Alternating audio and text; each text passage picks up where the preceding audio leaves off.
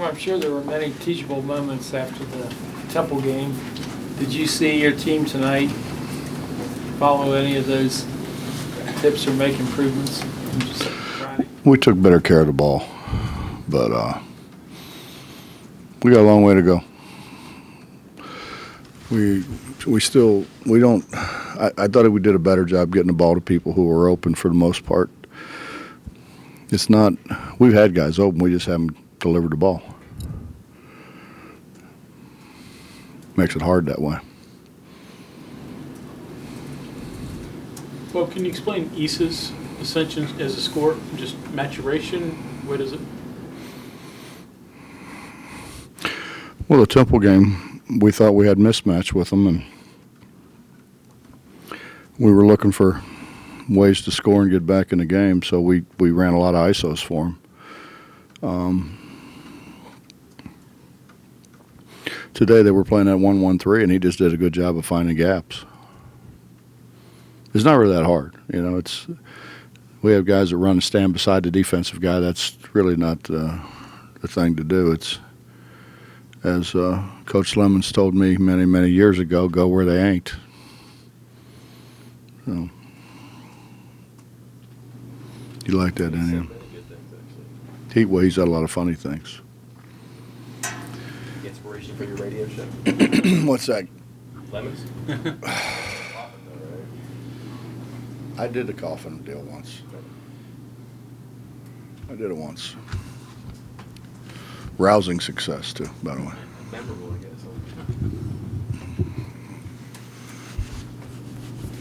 You say mismatches with him. Is he capable of producing those against a variety of opponents, whether it's his own or Yeah, I think he is. I think it's a matter of us delivering the ball to him, Mike, more than it is him being able to do it. I think he is our advantage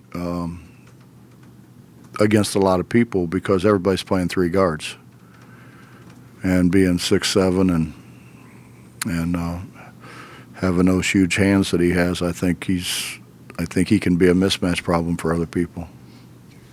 Coach, he was talking about how the conversation he had with you about, you telling him to be more aggressive, that you guys, wanted to look for him to score more and stuff. And it just seems like you hear stories about today's athletes. So you hear those kind of stories more and more about today's athletes where, it doesn't seem like, I'm sure you probably didn't have to be told to be more aggressive, or you had to shoot more when you were a player, right? It seems like those conversations happen more and more with today's athletes. So I'm just wondering if that's... I don't know.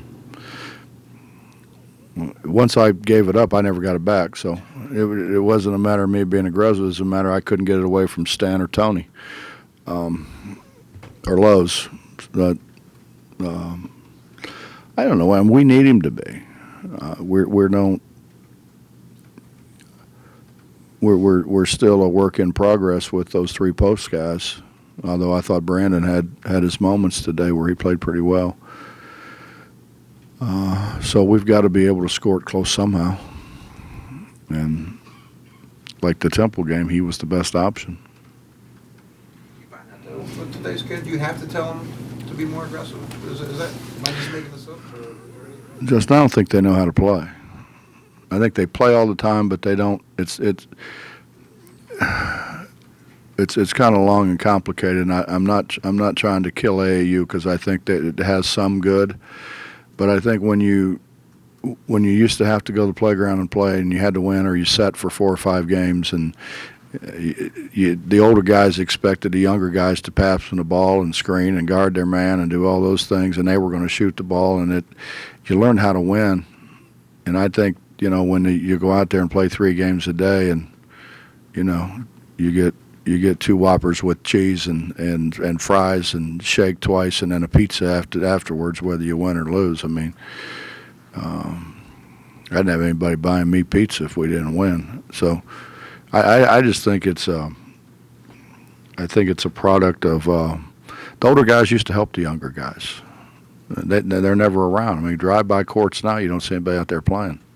It's just a different culture, I think.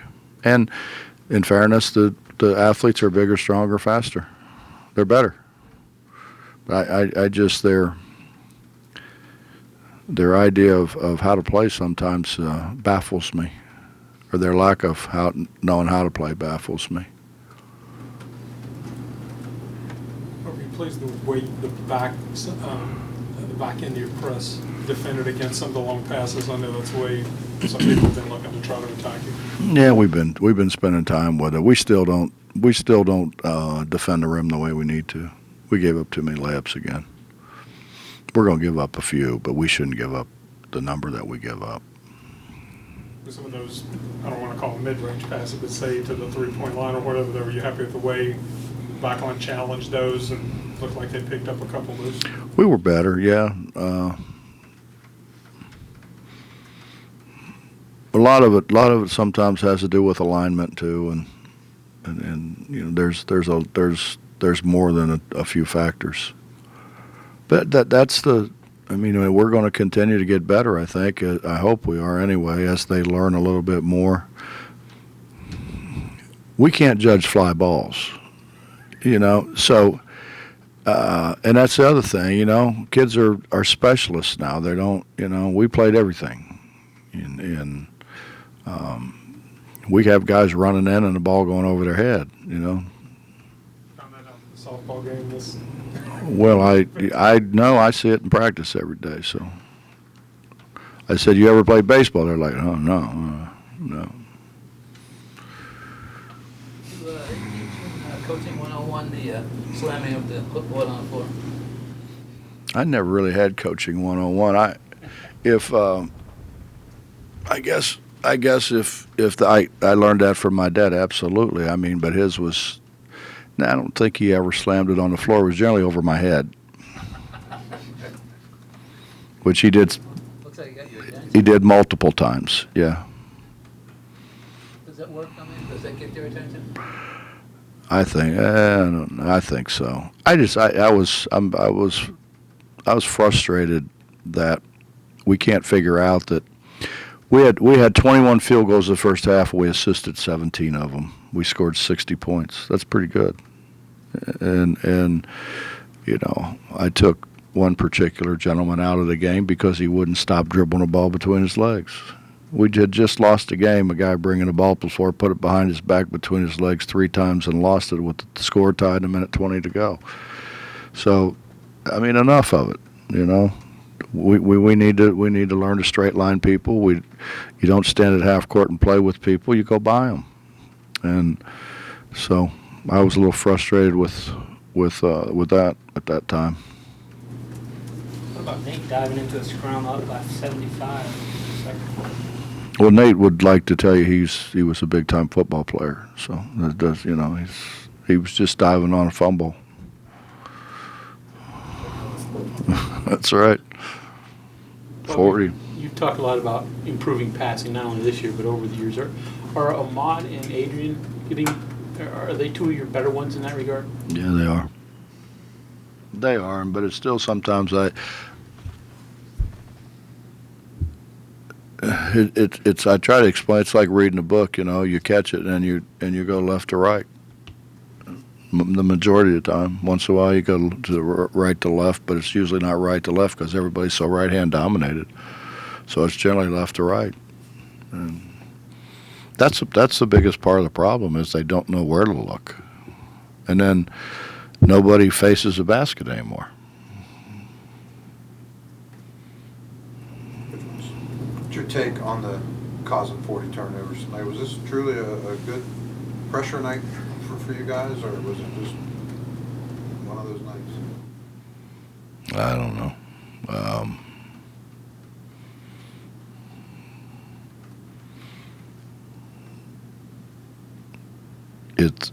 I thought we did a pretty good job, but I think a lot of it is they didn't have a lot of time to prepare.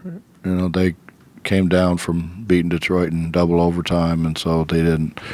I know they worked out yesterday for a while, and they had a shoot around today, but I think that's why we should be better the second night, although we weren't against Temple, but we should be better the second night because of lack of time to prepare for it. Bobby, the final four advice for Nikki and women's soccer? Win. It's no fun coming home losing.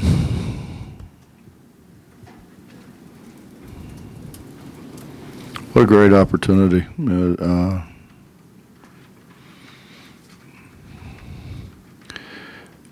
You know, it's kind of neat to get there, and then you lose, and then it's just miserable. So, at least it was for me. So, if I was her, I'd really try to win. You've been there multiple times, and probably as a fan, a bunch more too.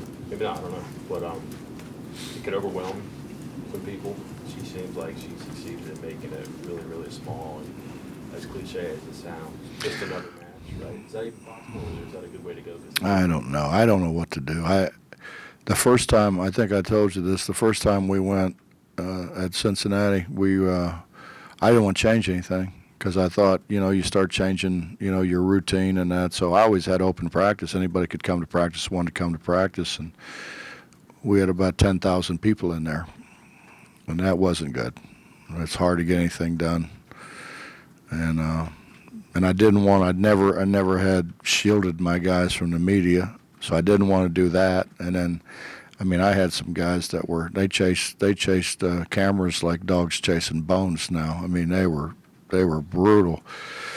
And they were in the lobby the whole time, trying to find someone to listen to them.